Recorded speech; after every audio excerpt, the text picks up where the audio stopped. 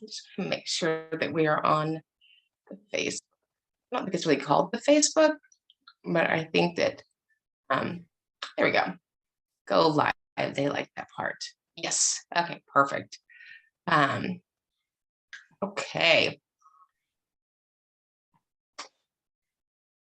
So welcome everybody. We're so glad to have you. If we haven't met, I'm Mayer Cunningham, special education boss, helping families who sit at the IEP 504 table negotiate successful student outcomes. And that's anybody that sits at the IEP 504 table. And we are so excited tonight. We have the great Sarah Milem from Texas Hands and Voices, who's going to take some questions that we have from our members and families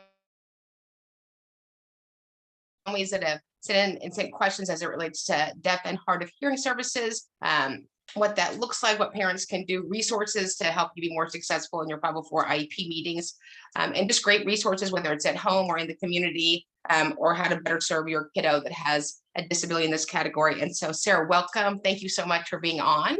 Thank you for having me. Yes, and thank you. What I love about Sarah is she's very generous with her time, and she's very quick to correct me, which I love that. Not that I ever need any correcting, but we don't know what we don't know, and deaf or hard of hearing or a vision impairment or deafblind, those are low incident disabilities, and so I certainly want to learn as much as I can and have everybody out there in the internet world know about these resources and options and services, and really kind of how to access those services. I think for me as an advocate, because the percentage is so low for these kiddos, I just don't have that many kiddos that I serve that are impacted.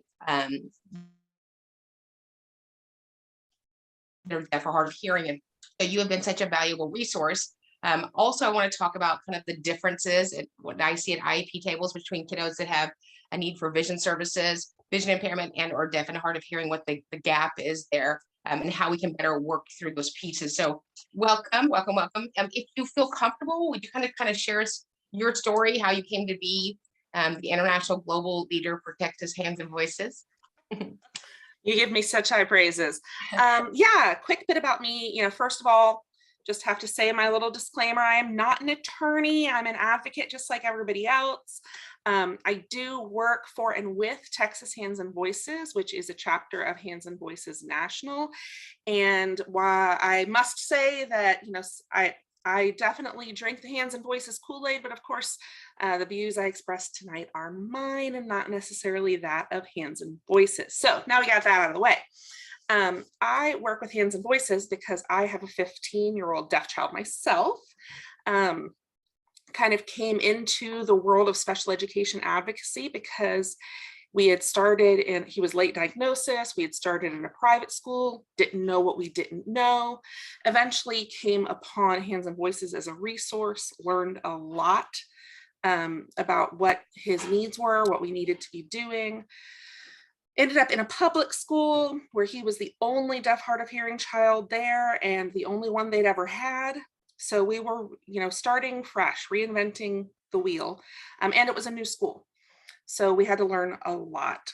Fell in love with educational advocacy through that process. I have been through the fire myself, everything from the long, arduous IEP process to the state complaint process, the Office of Civil Rights complaint process, been through it all.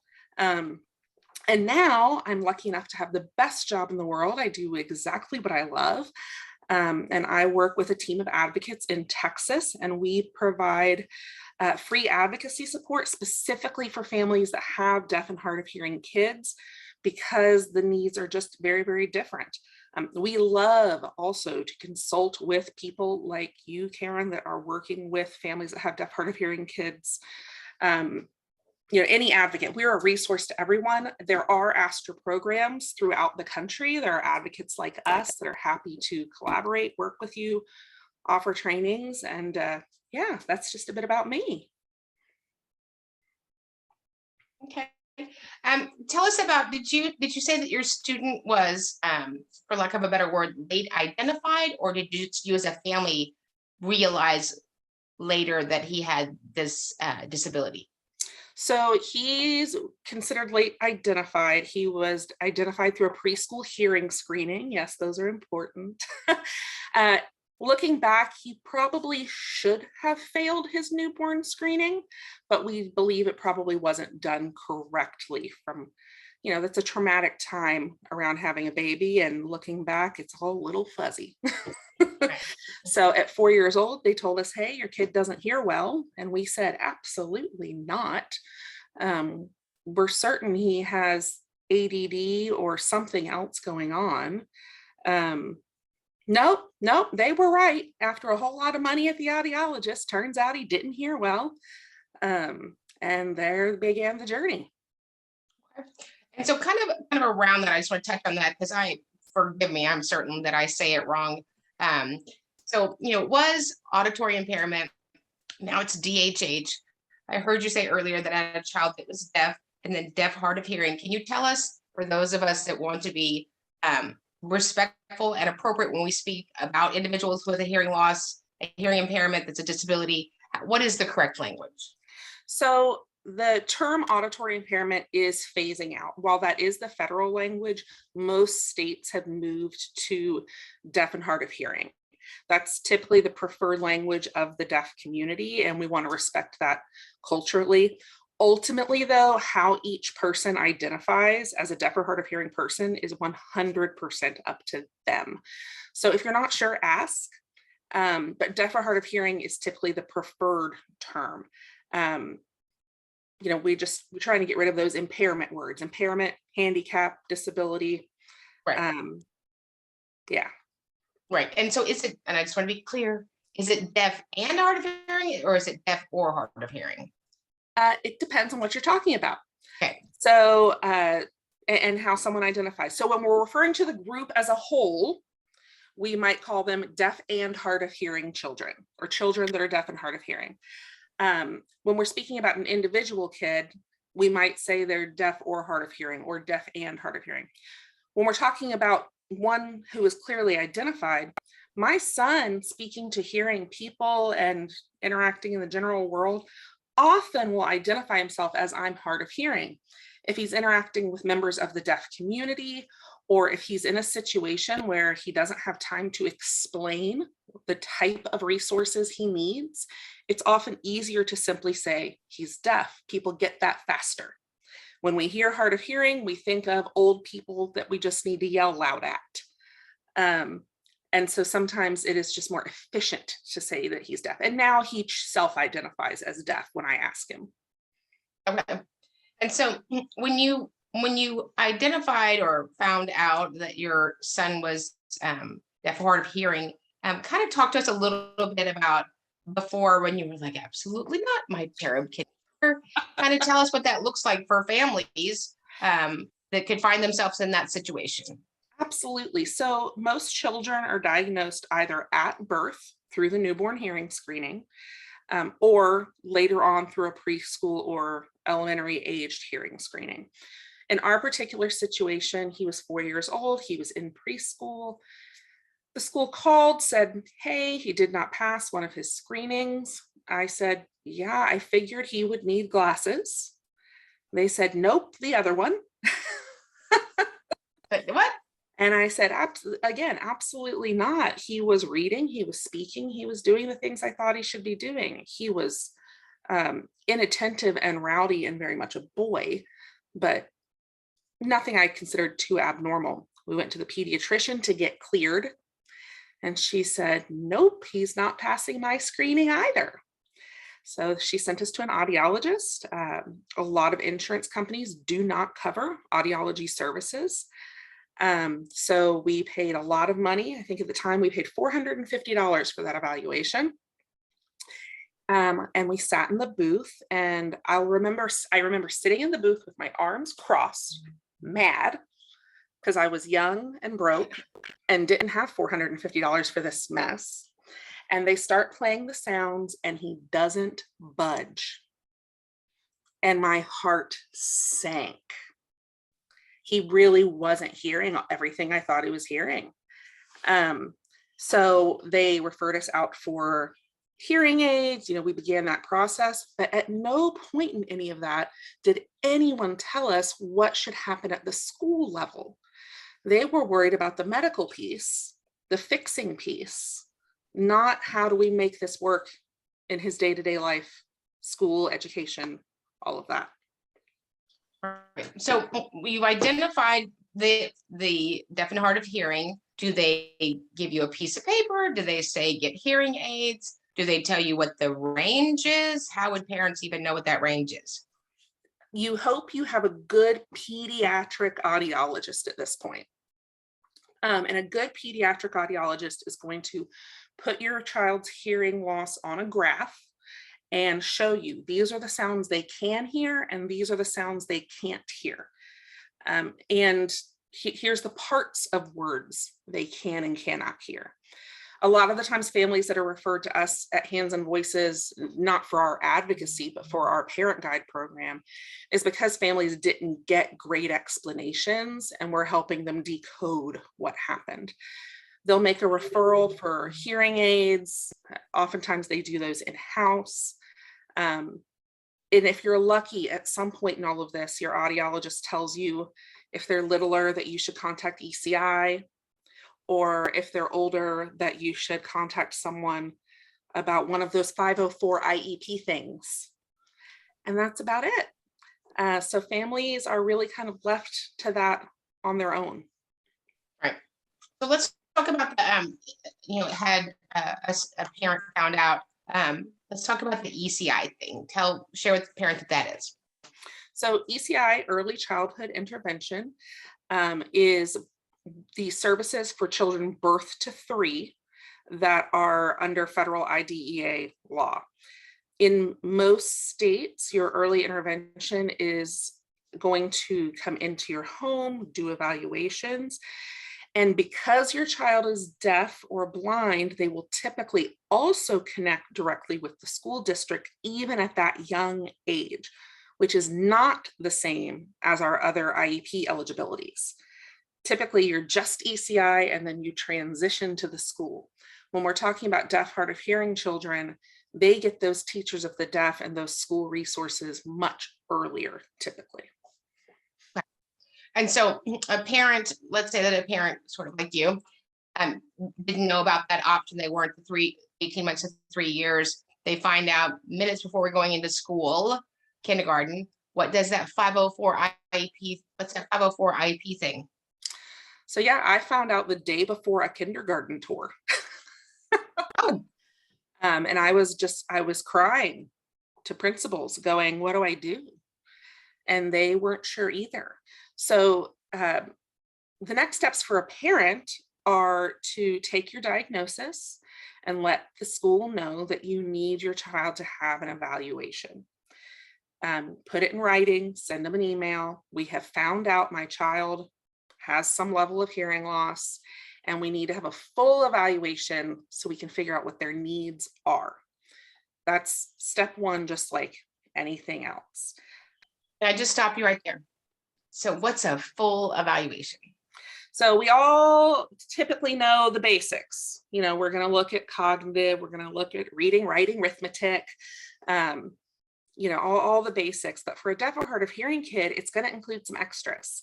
So, for example, we need to know not just what they hear in a sound booth, but what are they hearing actually in a live classroom? That could be very different things. When we're looking at their language, it's not as simple as just do they have basic vocabulary. Deaf and hard of hearing kids often don't pick up what we call incidental language, that language that happens all around that we overhear. One of the great examples that was given to me is, as a little girl, often you overhear your mom talking on her phone to Aunt Sally, and they're making fun of the lady at church who wore white shoes after Labor Day. And so you as a child begin to pick up, that's a thing I don't do. Right. Children that are deaf and hard of hearing don't get that information because it wasn't said directly to them. Right. Even with great equipment, it just doesn't pick up those side conversations. And for a child that uses ASL, unless it is signed within their peripheral, they don't get that information. So we're looking for that. We're looking for how they're picking up incidental language. We're looking for pragmatic language, idioms, figures of speech. We often talk about children with hearing loss have holes in their language development. It's not that there's necessarily even huge gaps, it's little holes in different pieces, and we're trying to fill all the little Swiss cheese holes. Another big thing we have to look at for these kids is their self-advocacy and what we call their compensatory skills. How are they able to help themselves in a classroom? And that's everything from, do they know how to change their batteries? Do they know how to work their equipment? Do they know how to use an interpreter or, access the school nurse if something goes wrong with their hearing aids?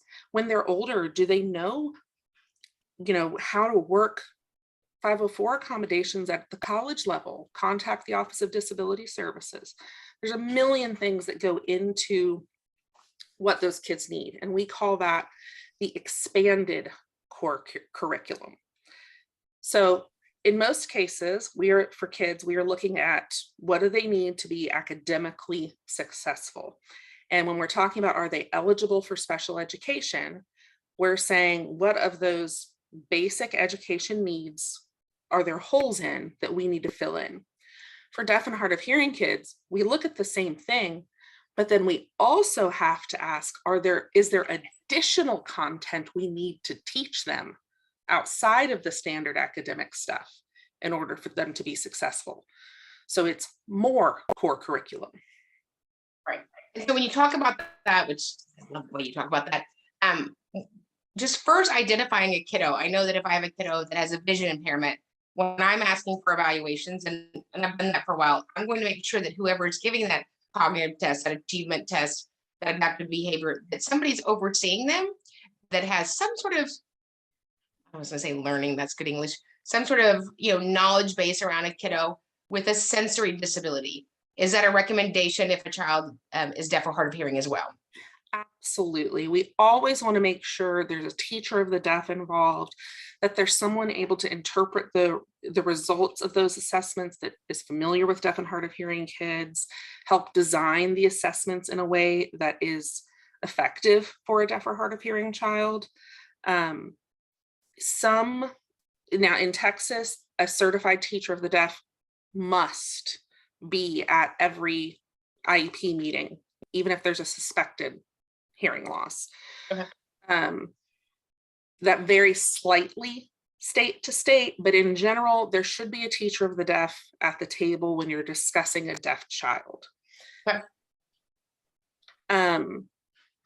We also want to make sure that everyone at the table is given enough information to make even knowledgeable input on this deaf and hard of hearing child.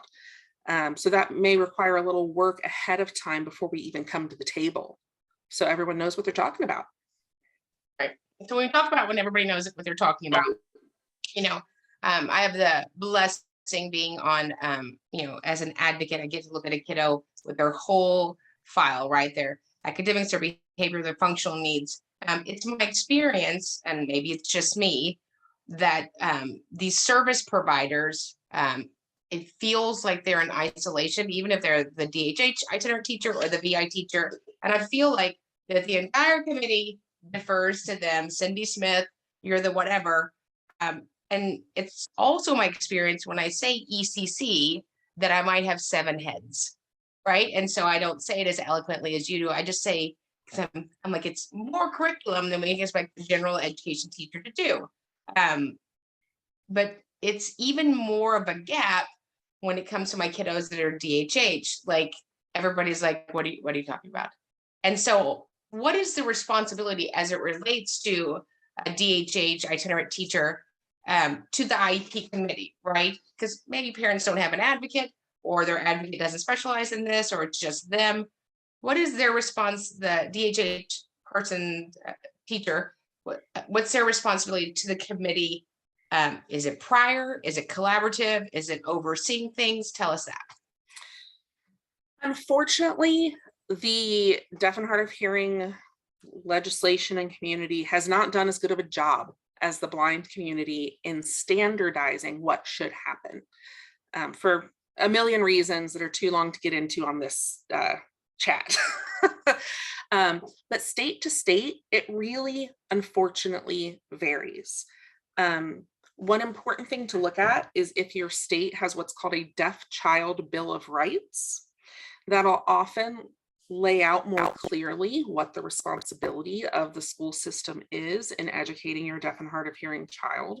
You also want to look up if your state, what it takes to become a deaf or hard of hearing teacher in your state, and if your state mandates the expanded core curriculum. Some states, very few, but some states do. What are those states? Because I'm looking for them. I'm gonna have everybody move there. I would have to look it up. Okay. But we often look towards Minnesota, Iowa, and even Georgia as good examples of states that are using expanded core curriculum appropriately and have developed really good expanded core curriculum standards. So that's kind of a good starting point. We also look closely at the NASD guidelines. That's the National Association of State Directors of Special Education. It's an awful acronym. But Can you tell us that acronym again? And we're going to put that on Facebook, and then we'll also put it in the chat. So can you tell us again what that is? Or you can put it in the chat because you're smart like that. Yep, I've got it right in front of me. So the NASD guidelines. You can put it in the chat. NASD guidelines are a really great set of guidelines that they have come up with specifically for deaf, hard of hearing kids at the national level. And they address all things evaluation and expanded core curriculum and language and terminology and modes of communication when it comes to deaf and hard of hearing kids. It's a great national resource you can pull on. And bonus, it came out after the ESSA Educational Act, so it includes ESSA guidance. So how this should all look under current laws. And what it discusses is what we call the full range of needs. So in IDEA, we know that we have to consider the full range of needs of a student. And for a deaf, hard of hearing child, there are special considerations. So what that means is we have to not only look at their academics, we have to look at their full range of needs, which through case law we know includes those social, emotional, self-advocacy, technology, etc. We also have to look at their preferred language and communication. We have to look at how and when they're able to communicate with peers in their language. So if you have a child that is an ASL user, do they have an opportunity to receive direct instruction in ASL and to communicate with others that use ASL regularly? And even just their ability to have deaf and hard of hearing peers, kids and friends that are like them. We all know that when you've met one deaf and hard of hearing kid, you've met one deaf and hard of hearing kid. None of them are alike, but there is a lot of power in them getting access to other children and other adults even that are facing similar struggles that they may be struggling with, and also have already conquered some of those same things. Our deaf kids need to be meeting deaf doctors and lawyers and scientists and engineers and all of those great things. Right. So when you talked about, and you talked about this the other day, access to peers, because it's an LID, it's a low incident disability, what does that look like for kiddos in the gazillion schools in America if there are not other children their age, or you have a 10th grader and a first grader, we don't make them go in the same class. What is the ask for the school, or what's the recommendation? So it can go a few different ways. In most states, we have some sort of center-based programs. In Texas, we call them our regional day schools for the deaf. And that is where we centralize services for deaf and hard of hearing kids so that those kids can all attend the same campuses together and receive those services together. And that is one way we do it. The other way is we get creative. When we have these onesie twosies in outside schools, we look at creating events, creating times for them to be together, and inviting them to events and services of that center-based program that may exist. Sharing information, and sometimes even through the IEP process, funding things like summer camps and discovery weekends, times for them to be with those peers and those deaf and hard of hearing role models and mentors. But all that brings us to the discussion of LRE, least restrictive environment. So it comes up a lot when we're talking about deaf and hard of hearing kids. Oh, but if we send them here where there's more deaf kids, that wouldn't be their LRE, their least restrictive environment. And in the deaf and hard of hearing world, we call that the language rich environment. It's not least restrictive for them if it's not language rich and in the company of their peers. It can leaving in their home campus can sometimes actually be more restrictive. And we're really lucky because the Department of Education actually put out some special guidance on this, clarifying that LRE for a deaf and hard of hearing kid is not necessarily their home school. And I've got a link to that actually too. And that's where the regional schools come in, correct? Yes. So your child can be sent to a regional day school program if they need specialized DHH services, if they need a self-contained classroom with specialized services, if they need access to interpreters or other service providers. Sometimes that can be a reason to send them there. However, that is not the only reason they can be sent to a regional day school or a center-based program. It is a valid argument to send a mainstreamed child to a center-based program where they continue in the majority of their mainstream classes, but through their special classes, extracurriculars, clubs, etc., they gain access to those other deaf and hard of hearing peers. So it's definitely another consideration and another tool that parents and schools have in their toolbox. And it's important to note that if the IEP team does agree that your child should attend one of these center-based programs, the transportation for that falls to the district. So it is not on you to transport them to that other school. Fantastic. So when a parent has a child with this disability, how do they find out your vast amount of information and knowledge? Who would they call at their school? I always tell people to either call the IEP facilitator, the special education lead. Is it something that you do at the campus level? Or because it's a low incident disability, should we have them going to somebody at the district level for efficacy? We always want to make sure when we're talking about a deaf or hard of hearing kid, we always want to make sure we have involved someone with a specialty in deaf and hard of hearing kids. Now, in some districts, they have their own in-district deaf and hard of hearing teacher. Great, let's make sure they're involved. Sometimes that'll mean going even outside of your district. Often districts will share services, and you may have to go to the next district over to find that person. But by going to your principal, your special education coordinator, whoever that is, they should be able to connect you to that deaf and hard of hearing person. Okay. And when we have, so there's the option of the day schools that we talked about. Other than that, what does a student in a public school, if the parent's not wanting to send them to another campus, what's the best way to implement their IEP as it relates to those itinerant services at their home campus? So itinerant services is when we decide that a child is going to stay at their home campus, but they still need the services of a deaf and hard of hearing teacher, we can send an itinerant teacher. That is a fully certified deaf and hard of hearing teacher who, instead of working in one classroom all day, travels to the kids' classrooms all day.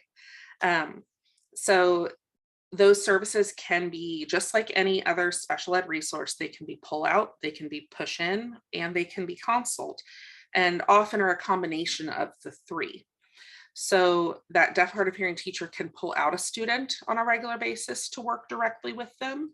They can push into their classroom to work directly with them, and they can consult with the other staff, special education specialists, or whoever else is needed at that child's school on a regular basis to ensure all the proper accommodations are happening. The teachers don't have questions about how to service them, etc. In an ideal world, we're getting a little bit of each. Okay. So in meetings, I'm asked, or my parents are asked, what is it you want from the DHH teacher? And I feel like that's more often than not unfair. And certainly we don't need you to tell us your 904,062 things that you could provide. But as it relates to a DHH itinerant teacher, what would be some of those things provided to the student and or the staff? So we're kind of talking about two things at once here, and I want to make sure we connect them. What we're talking about is what services can an itinerant teacher provide, which is often also the same conversation as what makes my child still eligible for an IEP. Okay. What needs do they have that still require that direct instruction of some sort? So that's when I like to look at things like that Minnesota compensatory skills checklist or the Iowa expanded core curriculum. And I will go through those with families and we will look at them and say, okay, you know your child best, especially when it comes to their hearing differences. Let's go through these lists. Let's determine, okay, what of this can they do? What of this can't they do? Of these things they can't do, which of those things do you want to work on at home? And which of those things do we want to ask the school for help on? And that can look like a lot of different things. I mean, teaching a child to read their audiogram is an important skill for them, but maybe mom feels comfortable doing that, so it's not a big deal. Teaching a child, though, how to repair communication when they miss or don't understand something might need some direct instruction from their deaf and hard of hearing teacher. Maybe they need assistance, learning to speak up in a classroom, learning where to sit in a classroom so they have best visual access and the least noise interference. Where do they sit in a classroom so that they can see the board, the teacher, and the interpreter if it's needed? Those aren't skills that just come to children in their dreams, unfortunately. Right. And so all of those little things require some type of instruction. Okay, perfect. And that really clears it up for me. I mean, gives it a good starting place. So we talked about, and I love the Iowa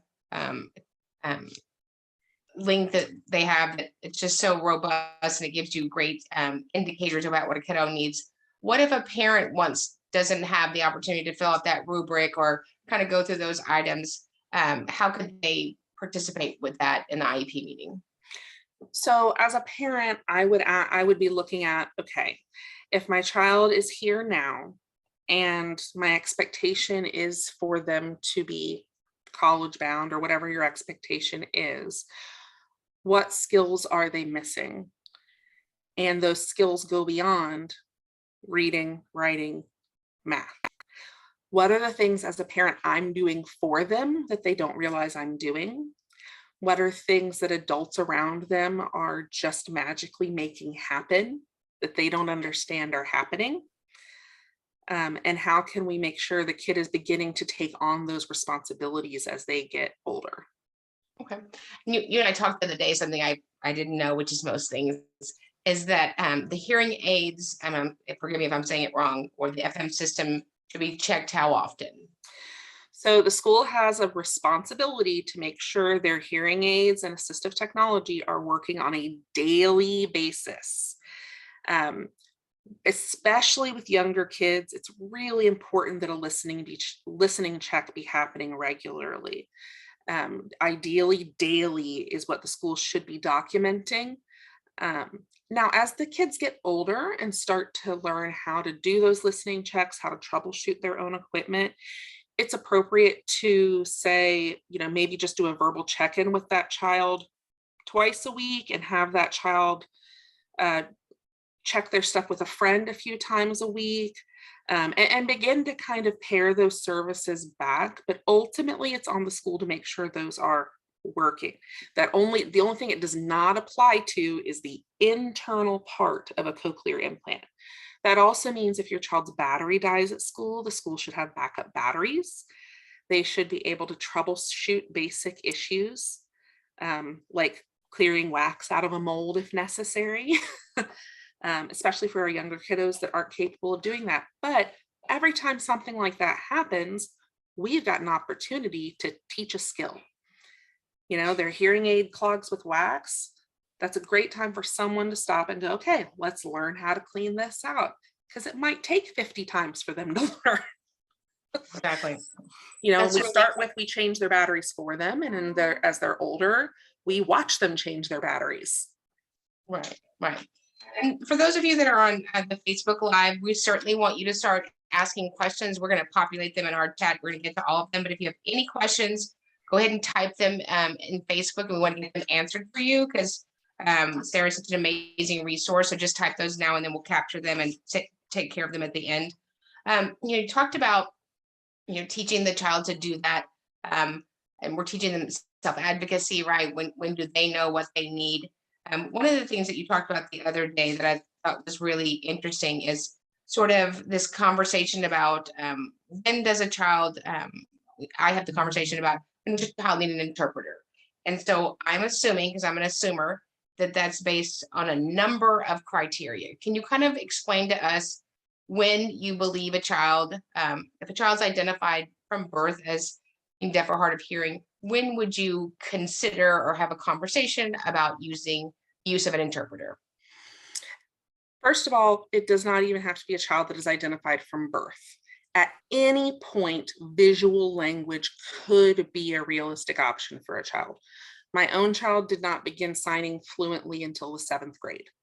He was oral, listening, spoken language up to that point. And we found a need and a reason for him to make a switch. So that's important to note. Ultimately, it comes down to effective communication, equal access.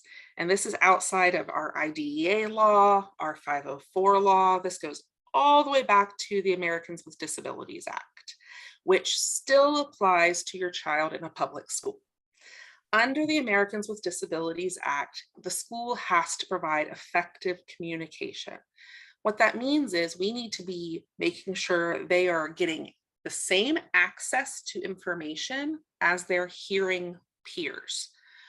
Now, we know, even with the best technology and captioners and interpreters and a million other things, it is very rare that we get to the same level as their hearing peers. We are always trying to shore up that access. So for a child that really prefers visual access, that's our first clue. Are they watching people talk? Are they paying attention to visual aids? The need for an interpreter, like you said, it's based on a lot of things. And when they're very little, sometimes it's, do they need an interpreter, or do they need a teacher that teaches directly in ASL? Because an interpreter may even be too much for them still. But it all comes down to, are they getting effective communication? Sometimes we'll use a functional listening evaluation to help in making those determinations. And that's where we put a child in a classroom, ideally their own classroom. There's a certain specific level of background noise played, a speaker speaking at very specific distances. Oh, they brought me dinner, folks. Speaking at specific distances, and they say certain words or phrases and ask the child to repeat it back. And what we can gain from that is how much of the information is the child hearing correctly to the point that they could repeat it. Because we all know, if you ask a deaf or hard of hearing kid, did you hear me? The answer is always, yep, sure did. They hear everything. And they don't know what they didn't hear. So we can do a functional listening evaluation with voice and lips. We can do it with the FM system attached to their hearing aids. We can do it with voice and an interpreter, or any other combination of communication methods that may or may not be working for this child. And then we've got data. Data is my favorite. Goodness gracious, they keep bringing dinner. Oh, lucky. I know. So it may say that, in this listening situation, using only their hearing aids, they're catching 56% of the information. But when we added their FM system, it went up to 92%. Great. That FM system's effective for that child. And we know they're getting information out of it. And then we add the interpreter and they're getting 98% or whatever the numbers may be. We can clearly compare how a child is doing. Going back to that Deaf Child Bill of Rights, though, is also key. So in Texas, our Deaf Child Bill of Rights clearly states every child has the option and the opportunity to learn both ASL and English. So even if a child has not signed from birth, at any point they can choose to learn that language so that they are more capable of using an interpreter and can develop those skills. I did find the link for which states have the Deaf Child Bill of Rights. Yes, and thank you for sending that. Then I'm going to ask what the word choose means. So when we're talking about choose with a child, ultimately it's a parent's choice. The expectation is that we're respecting a child's choice and what their needs are.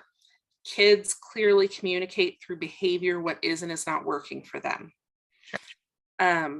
If a child is always exhausted and frustrated and inattentive and missing parts of lessons, we know what we're doing isn't working and we need to add something to shore it up. So those are all pieces we have to look at when we're determining, is that communication effective? The Department of Ed did a fantastic 38-page, I believe, guidance document on what is and is not effective communication.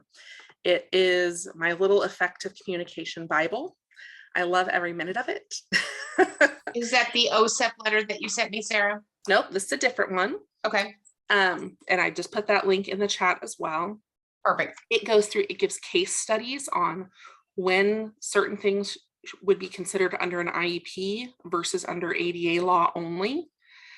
Because even if the IEP team doesn't necessarily agree a child needs it, has what we call an educational need, it may still be a reasonable accommodation. And whether or not a child should get an interpreter, there's just no simple, clear-cut answer. It is not easy. We have interpreting readiness checklists we'll look at,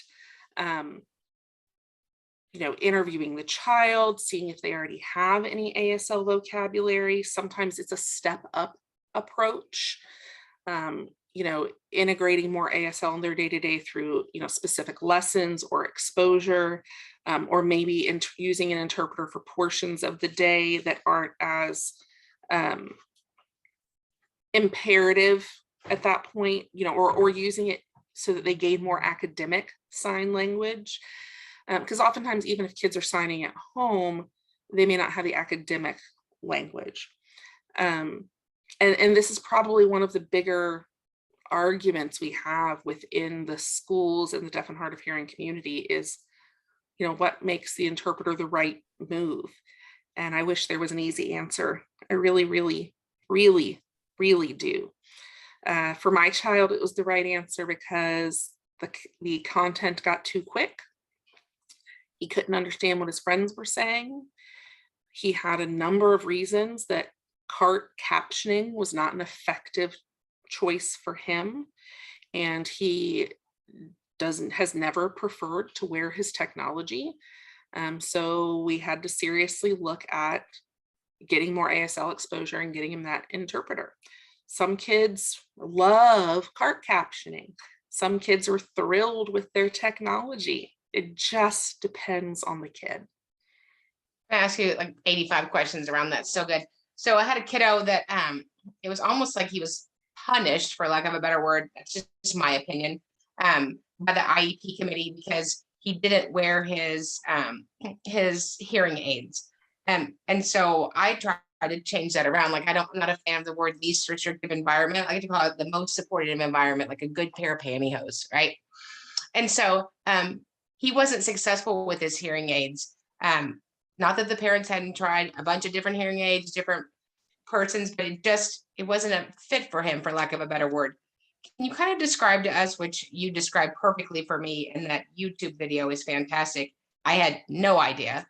I assumed before I met wonderful people like yourself that if you had hearing aids,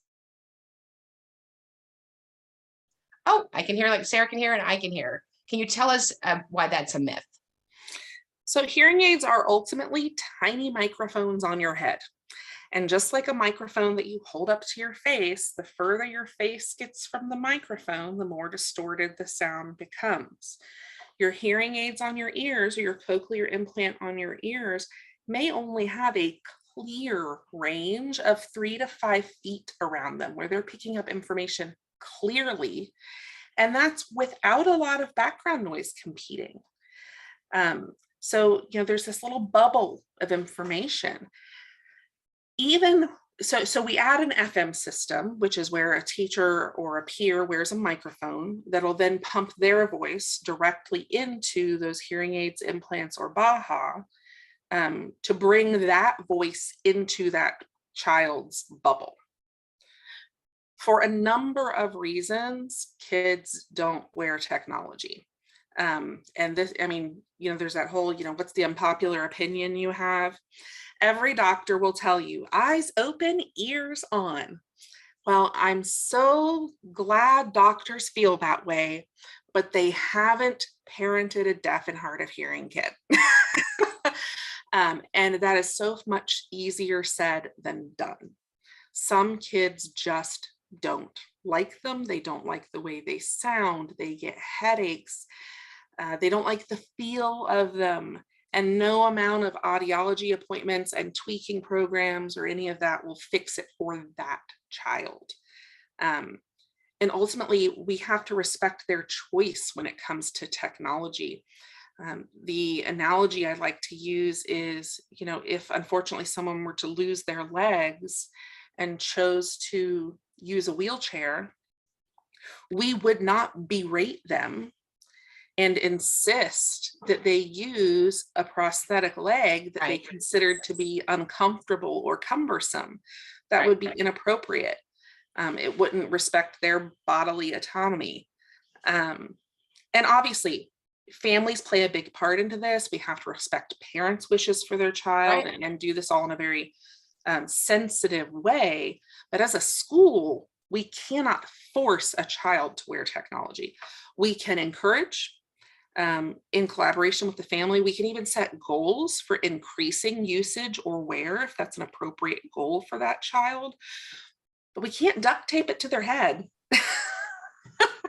We shouldn't. And we shouldn't. And even if, my kid was a perfect example. I could make him put him in his ears all day long. And the second I wasn't paying attention, he would pop the battery door open a little so they were off, but on his head. Then he was just wearing earplugs. Wow. We see kids They're smart, aren't they? Yeah, we see kids that lose their equipment constantly. Yeah. Had a little child at my kid's karate gym, lost his equipment, found it later on in a trash can in the studio. Oh, he must have jumped in the trash can. Yeah, he was done. So yeah, there's a lot of respect for the child that has to happen there. Our Hands and Voices motto is what works for your child is what makes the choice right. Right. And I fully believe that's the case, especially with deaf and hard of hearing kids. I had a kiddo in a situation that was denied direct services, and it was even DHH services, and it was captured literally in the deliberations. If he would just wear his hearing aids, then we could do the direct services. And I could be wrong.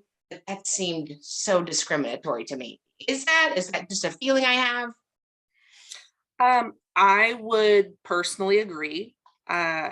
It's a bodily autonomy issue. This isn't even with my advocate hat on. This is as a human being, forcing someone to use a technology just doesn't seem logical or respectful of their person. Right. I sort of relate it to when I'm in IEP meetings and, oh, your kiddo has ADHD. Have you thought about getting them medicine? Yeah, we can't do that. Yes. Yeah, we can't do that. It's actually very similar to that. Yes. Yeah. I Very. mean, isn't there something you could do? Yes. So one of the things that you described the other day, if you could describe it again, was you talked about, I know that, since we're in the world of Zoom and we probably will be virtual for the next 4,000 years. I know how tired I get at the end of the day staring at a screen. And you talked about kind of I might be saying it wrong, the cognitive load of an interpreter and lip reading and the FM system. Kind of share with us what that's about. So we call it listening fatigue, and cognitive load is what it is. For deaf and hard of hearing kids, the research has shown that cognitive load, that fatigue they feel, is similar to that of a child undergoing cancer treatments on a regular basis. Their brain is double processing everything that comes in some way. They're either struggling to make sense of the speech sounds, or they're having to reinterpret the ASL coming into concepts, and incorporate everything happening in their environment. Right. So we can often tell when this is happening with kids when parents say things like, my 11-year-old is still coming home and taking a nap every day after school, or they're so tired that I could never dream of them doing a club or an extracurricular activity, because they're just exhausted. They have to go to bed so much earlier than anyone they know. And that's a big clue to us that there's something in their environment that's not getting them as complete of access as we would like. Tell us a little bit about, and I'm sure I've thought the same way. We all have biases until we walk that road or walk somebody with that road, and then we realize, oh, we were wrong. I have a lot of kiddos. All of my kiddos are bright that I serve in special education in 504. And the parent was told by the wonderful district that she doesn't need an interpreter or ASL because she is a fantastic lip reader. And so I don't necessarily know why something isn't, Bill of Rights wrong, but I just that was wrong. Can you tell us why that's not a possible good response to a parent? Because how are they going to guarantee she has access to someone's lips, especially in our mask-heavy environment? What are they going to do every time the teacher turns around to write on the board? What are they going to do every time a friend is facing the other way? And yeah, we can work with kids to self-advocate on those issues, but ultimately, we're asking her to process sound, and lip reading is not a science. We're asking her to decode pieces of information on the lips and hope for the best. Don't get me wrong, lip reading as a skill is incredible. We can collect data on a child's ability to lip read. A common one that's used is the Craig lip reading inventory. And that can help us understand how a child might function in casual one-off situations out in the community, ordering a meal for themselves, those sorts of things where there's a predictable dialogue.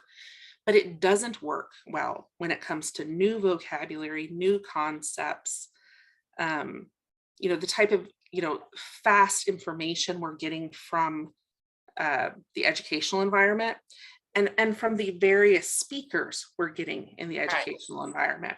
Because lip reading could be affected by the lipstick they wore that day. It could be affected by the color shirt they have on. It could be affected by the light they have behind them, causing a weird glare. It could be, and interpreters know how to manage all of that. Right. Your average person does not. Okay. And so, one of the other things that I hear a lot from my kiddos that are DHH is, oh my gosh, they're so bright. I find that one of the most offensive words, although I like that on a Christmas tree. I like language that I can measure and serve. It also feels a little biased. I want to say, are the other kids not bright? And I think I know what people mean by that. Sometimes for my kiddos, that ends up being Achilles heel. Can we talk a little bit about that? Yeah. When we say a kid's bright, it can mean two different things. Sometimes we have children that are genuinely bright, cognitively gifted children. Awesome. Oftentimes what we have is children who are working 3 times as hard as their peers in order to make the same work happen, and have come up with incredible coping skills and ways to work and manipulate their environment so that they can appear to function as their peers. And we call them bright. Those kids are bright in a way, but more than that, they're innovative, they're hardworking. Right. They are learning to think on their feet. They are learning to think flexibly. When we talk about deaf gain, all the bonuses that come with being deaf, it's one of the things that comes with it is these kids' ability to accommodate themselves in tricky situations. But again, it's adding to that cognitive load. It's adding to the work they're having to do. And we want to decrease that as much as possible so they can reach their real potential, not just the bare minimum. Right. Do you hear about an expectation for grade level mastery? I know that, for instance, that USA Today is written on a 7th grade level. And, as I walk alongside of parents, I want to say that we have technologies that can support specific learning disabilities or neurological differences. Is there an overarching expectation of grade level proficiency for a child that's deaf and hard of hearing? It's getting better. So back in the day, not that long ago, the misinterpreted research that was often quoted to parents was your child's never going to read past a 3rd grade level, or if they were reading and functioning past a 3rd or 4th grade level, that was expected, that was good for a deaf child.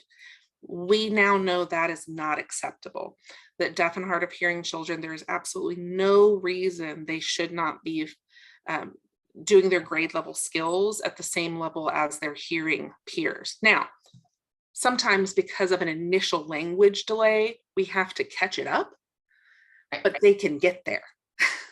Right.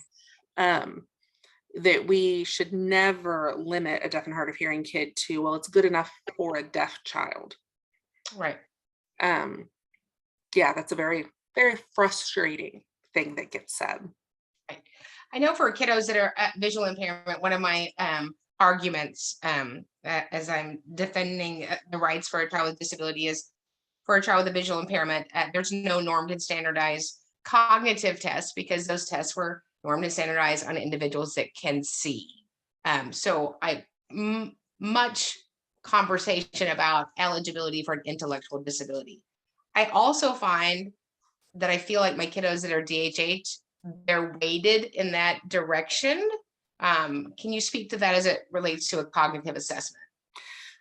Typically, it is best to either do some type of a nonverbal, especially if they're younger.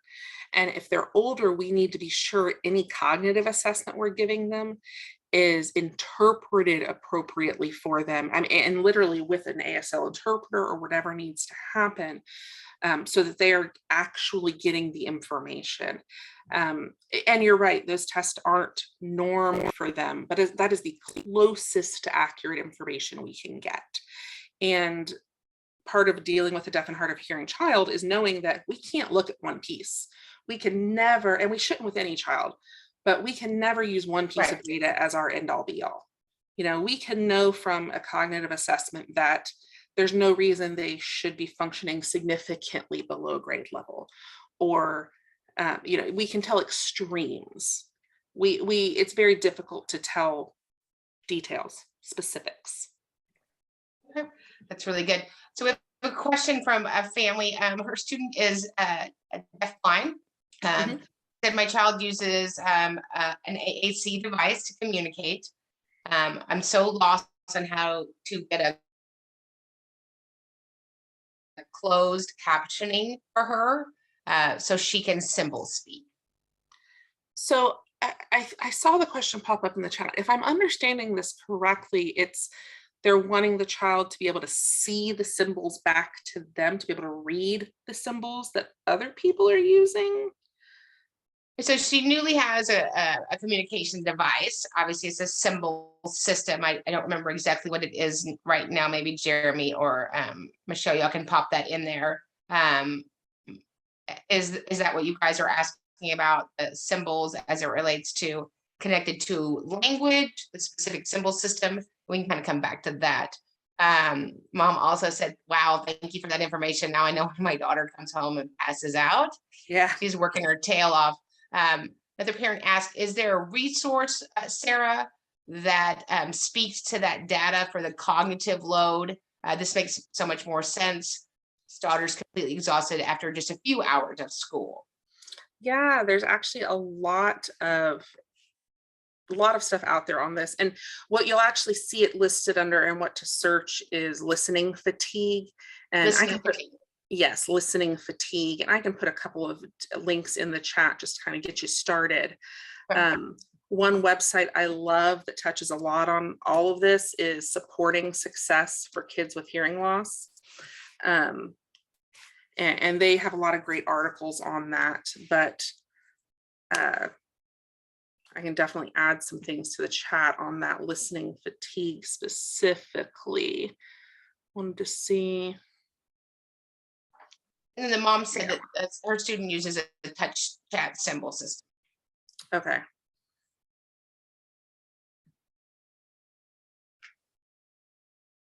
I guess I'm just still not understanding the question.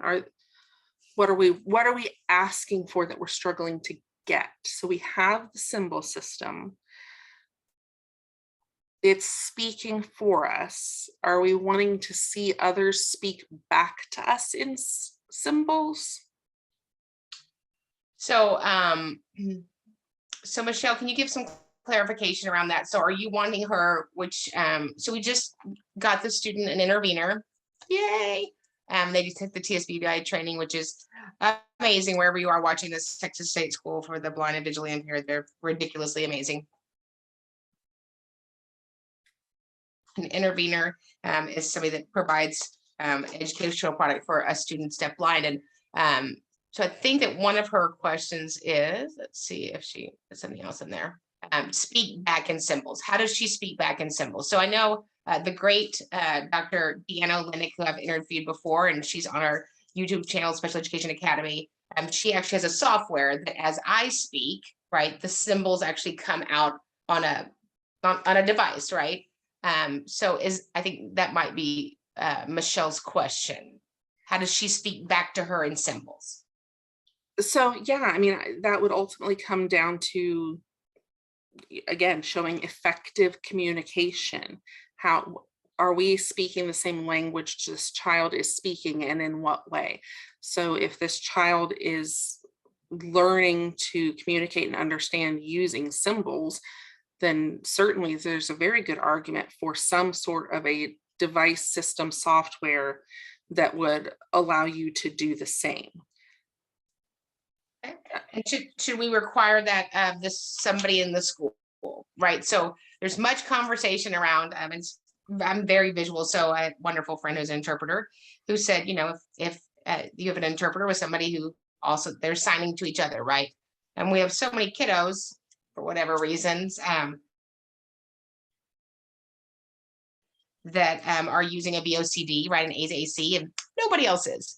So, or somebody comes over and takes their device. Do you have any information around that? Like what the requirement is? Obviously, if I'm learning English in 3rd grade, there's a teacher teaching me English, right? So for a kiddo that's DHH that uses a VOCD, what would your recommendation around that be?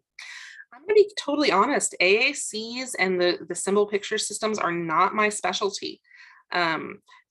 My recommendation would be going back to effective communication. Effective communication has to be provided by the school in all scenarios, breaking it down scenario by scenario. In this situation, how is this child communicating expressively, and how are they getting information in, and breaking that down piece by piece and understanding it could look different in different situations. Right. That's perfect. You had provided me with the IDEA final regulations pertaining to deaf education audiology. I find a lot of my kiddos have no audiological services, but they have an FM system. We're just out here winging it. I think I had somebody at a meeting the other day, I won't tell you what state, and he said, I think we got some guy at the district that does IT. I was like, no. I think that maybe he was like a DJ on the weekends. I was like, no, we will wait for an audiologist. Can you talk about that? Yeah. So yeah, audiology is absolutely a related service specifically mentioned in IDEA and not something to be ignored. This is kind of one of those hot topics in deaf and hard of hearing education, is the legal liability of a school to provide audiology services, and even so far as to provide hearing aids and what counts as assistive technology. This has not been fully litigated. And so we don't have a really great precedent for how this has to be applied. But we know the law specifically calls out the need for those services and the availability of those services. It is typically advised to schools that at minimum they have an audiologist that they contract with on an as needed basis. And it is a perfectly reasonable request for an IEP or even a 504 to have those audiology as a related service. That can include evaluations, that can include programming, that can include ear molds for those that wear hearing aids or ear molds with their cochlear implants. It does not include cochlear implant mapping. That is specifically excluded from the way the law is written. But that's a very, very specialized service. But yeah, all of that can and should be included as part of a child's IEP process. Now, all that to say, I know a lot of families who don't necessarily want that included. They're happy for someone at the district to know how to use and function and work the FM system, and they would love an audiologist for that. But when it comes to their child's personal devices and their hearing tests and all of that, they would prefer to take them to the person they know, the pediatric audiologist they've had forever, etc. In those cases, what I tell families is you write in what you might need in case of emergency. Your doctor moves, you all lose your jobs, something crazy happens. What would you need then? Right. Perfect. You touched on something. When I'm in meetings, I want to get it right for my kiddo. So all things being perfect, is it an assumption that if you have an IEP, the DHH services, itinerant services, and you are deaf and hard of hearing, that you would need AI services? There is no assumption for direct instruction from a teacher of the deaf. It's just not federally supported that is an assumption. We do have cases where it's appropriate for a child to receive consult only, or it's appropriate for a child to receive eventually to not receive direct instruction and go on to a 504. It's not a clear cut. What we want to be sure of is that we are exploring all the possible needs before we make that determination. Right. And so for my kiddos, whether it's OT or whatever it is, I want to deliver that instruction and then move to consult, right? Because we've taught them that skill. I guess for me, it's hard to understand how a kiddo could just be consult, period. Because while I love adults teaching teachers, I kind of think the individual with a disability need some direct instruction. Is that reasonable? It's reasonable, and it depends on the child and the age and their hearing loss and a million other things. It's not unreasonable, for sure. But I wish there were clearer answers. It is such a muddy water. I know there were things for my child to work on with a teacher of the deaf all the way through high school, even though he was a straight A student. Some families may not want direct instruction to continue that long. Some families may not see the need for some of the things that I felt the need for. You know, and then there's a really harsh reality piece of all of this. And, you know, we never like to talk about money and school funding and all of that sort of stuff. But the one big problem we really truly do have, and the biggest limitation, is we don't have enough deaf and hard of hearing teachers. There is nowhere close to enough of these human bodies to go around. And as parents, you know, we want to be the squeaky wheel, and we want to get the best we possibly can for our child. Absolutely. And the squeaky wheel gets the grease. I believe that firmly. But especially as our kids get older and their needs decrease, I think it's important for us to ask hard questions of the district, even when they don't want to answer. Because as a parent, there's a big difference between we just don't want to provide you that service, and I don't know how I would find a staff member to do that right now. Can we think outside of the box to meet this need another way? And I think, you know, the deaf hard of hearing world is small. Our teachers tend to become family. They work with our kids from birth on up. And having a good relationship with your district in that way becomes important when it comes to some of those things, to be able to say, okay, you know, can you come 45 minutes every other week? You know, I know you say you can't do it every week. Can we do every other week? Can we maybe Zoom in sometimes instead of come in person? You know, could you record something for them to watch, and maybe you can distribute it to a couple of kids at once? How can we think outside the box to still get these kids' needs met, while understanding we cannot just create more humans out of thin air? Because it's not like these school districts aren't begging and pleading people to come work for them. Right. The bodies just don't exist. Right. So I just like to put that caveat out there, because it is a sticky situation in deaf hard. I mean, it's a sticky situation in teaching in general right now. But if you look at how hard we're struggling to get good special education staff in general and good education staff in general, and then you apply it to deaf and hard of hearing staff, man. The gap's even bigger, right? Yeah, we have to be willing to be flexible thinkers. How can we still meet the need, but maybe do it in a slightly different way?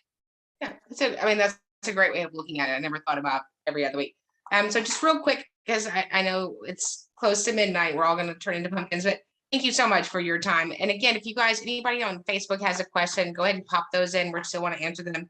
But two of the resources that you sent me, which were just gold, the IEP meeting planner, your child's IEP or case conference meeting. I was in Indiana today. We were case conferencing. Can you tell us a little bit about that? And could you share that resource? And then also the parent IEP attachment, which I thought was like having a little advocate with you, because this is kind of what I do for my clients. They don't know that I'm doing this, so I just want you to know I'm going to steal this.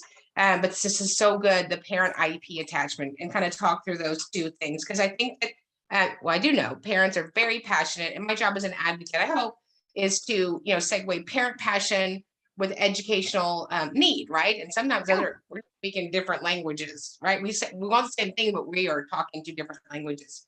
So can you talk about the IEP planner first, and then the attachment? Yeah. So if you go to the National Hands and Voices ASTra page, you can find those resources, our educational advocacy book, and a lot more resources there as well. So if you're looking for all of that, it's in one spot.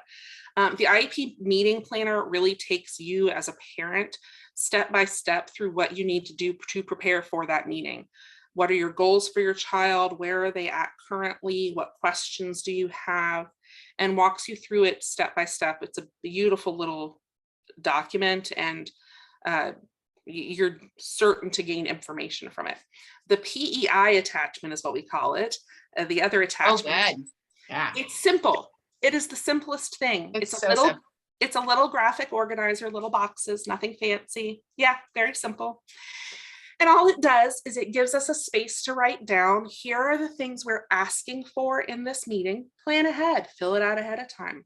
And then during the meeting, keep track of those things and keep the conversation on track. And make sure we get an answer to our questions. How many times have we said, oh, make sure we ask for this thing. We start talking in circles about it, and we never get a yes or a no.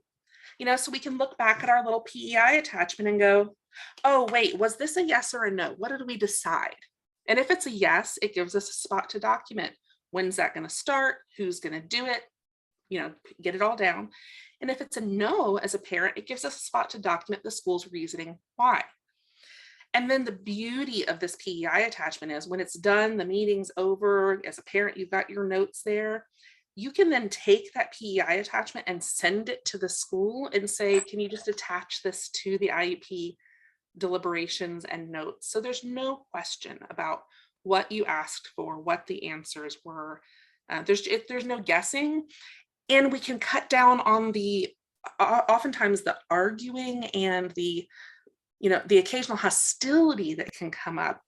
As a parent, if we can walk in with a plan and we know what our questions are and we know what our resources are, our job is to ask our questions and present our resources and be a communicating member. But if the school does put us in a situation where they have determined it's a no, instead of, letting our emotions take over, we can really focus on, okay, I'm going to document this. I'm going to make sure it's in their documentation so that no matter what my next steps are, whether I decide to continue through with some sort of other process or drop it, I know my documentation's in order. So stinking good, which is what we say in Texas. I always record my meetings because I'm an old person and we record so we remember what was said, right? Sarah and I could be talking and Sarah got a puppy and the mom goes, I think I'm getting a service dog. No, Sarah said she got a puppy, right? And so this is so vital. This is what we do as advocates. We go in there with that plan. I think that the other thing that I would add to that is that if there is a no for parents, who told you no? Because sometimes it's just my experience that the no is because I don't know, or I don't know what expanded core curriculum is, so it's no, right? And so I think that's important that we capture both of those, but this is just huge. So avail yourself of that. And then the IEP meeting planner, I was like, you're such a smarty pants. Because really, we go in there, it's sort of like going into the grocery store hungry, and you come out with $300 of the groceries, except for the one thing that you wanted. So plan, communicate, execute, and then anticipate a successful student outcome. So I just think this is gold. So if they would like to abduct you and be best friends with you and get more resources from you, because I know that I've ordered the books, please go online and order the books. I've printed out tons of her information. They also have trainings. How could somebody get a hold of Texas Hands and Voices? So if you're looking for us at Texas Hands and Voices, we're at www.txhv.org, where you can find us on Facebook or Instagram or TikTok or wherever else. And then if you are not in Texas, you can go to our national page, handsandvoices.org. Visit our ASTra page there, find resources, find programs in your state. There are people like me in most US states and at our national level. We have a really great network of advocates and informed people throughout the US. And they're happy to help you as a family. They're happy to help you as an advocate support a family. Really, whatever you need, we are here to help. Well, we can't thank you enough, Sarah. Everybody in the comments are like, you are incredible, amazing. And you have those boys bringing you dinner. Maybe you could give us a training on how our teenagers can bring us dinner. That would be fun. So I have the best thank kids. you. Yes, thank you. I'm sure that we will have you back on because we'll have many more questions, but thank you so much for your resources and thank you for collaborating with everybody at the 504 table. We really appreciate it. Yes, thank you. It was wonderful. Thank you.